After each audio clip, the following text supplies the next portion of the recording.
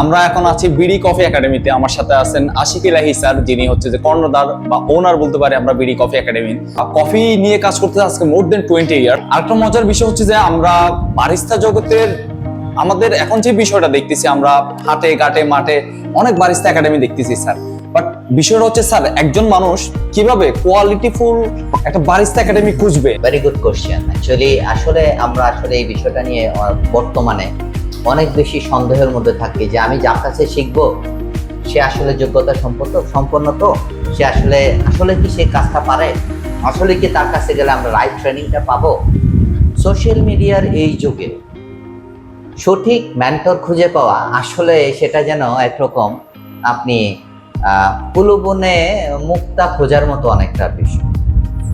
হ্যাঁ, যেখানে আসলে আপনি সঠিক জিনিসটা খুঁজে পাওয়াটাই মুশকিল। কারণ প্রত্যেকে আমরা স্ক্রলিং এর মধ্যে থাকি, প্রত্যেকে আমরা আসলে মোবাইলের মধ্যে দেখে আসলে যার ভিউ বেশি, যার ফলোয়ার বেশি, সেইভাবেই আসলে আমরা ভালো মেন্টর মনে করি এবং ভালো মেন্টর খুঁজি। সো আমি মনে করি যে ভালো শিক্ষক পেতে গেলে আপনাকে আসলে বিচক্ষণতার সহিত আসলে আপনার প্রশিক্ষক খুঁজে নিতে হবে, এবং সেটা শুধুমাত্র সোশ্যাল মিডিয়ার উপর নির্ভর না হয়ে আপনি আশেপাশে আপনার কাছে আপনারা যারা কিনা এই ইন্ডাস্ট্রিতে কাজ করে তাদের কাছ থেকে আপনারা গাইডেন্স নিতে পারেন যে কার কাছে গেলে আপনি সঠিকভাবে শিক্ষাটা পাবেন।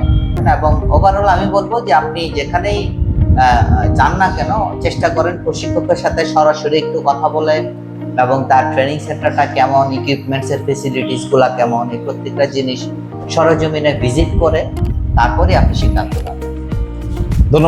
ধন্যবাদ স্যার। আসলে আমরা উত্তর পেয়ে গেছি। বারিস্তা এমন একটা স্কিল স্যার, এটা আসলে একটা স্কিলফুল জব। এখানে আমাদের ট্রেনিংটা ভালো হওয়াটা খুব ইম্পর্টেন্ট। আমরা যদি আমাদের সেক্টরে কাজ করতে চাই, আমি মনে করি ইন মাই পারসেপশন, আমি মনে করি আসলে কিছু স্কিল আছে আপনি সরাসরি শুধু স্টুডেন্টকে শুধু আপনি কথা বলবেন, স্টুডেন্ট আপনার কাছ থেকে রিসিভ করবে এবং তার মাধ্যমে একটা ফলাফল পাবে। বাট এই স্কিলগুলা, টেকনিক্যাল স্কিলগুলো এমন একটা স্কিল যেটা কিনা আসলে একজন ট্রেনির ভিতরের আগে কখনো ছিল না, সে সম্পর্কে কখনো জানে না। তার ভিতর কি করতে হয়, স্কিলটা এক ধরনের ইনহেল্ট করতে হয়, অনেকটা উজ্জীবিত করতে হয়। হ্যাঁ, ইনহেল্ট করতে তার ভেতরে আত্মস্থ করায় দিতে হয়। এবং এতে ট্রেনার এবং ট্রেনি দুজনেরই আসলে একটা খুব ভালো বোঝাপড়া থাকতে হয়। So quality comes with price, এটা একটা সত্য কথা। আবার আমরা যে প্রশিক্ষণগুলো দিয়ে থাকি, এমন যদি কেউ গরিব অসহায় কেউ যদি থাকে, আমরা চেষ্টা করি তাকে আমরা বিনা পয়সায় ট্রেনিং দেওয়ার জন্য, এবং সে যাতে জব পায় সেই বিষয়টা আমরা অনেকটা এনশিওর করার চেষ্টা করি। বাট আমরা গ্যারান্টি দিচ্ছি না যে আমরা এটা করেই ফেলবো। সো রিজিকের মালিক আল্লাহ, আল্লাহ knows what is everyone's future. ধন্যবাদ sir, thank you for your time.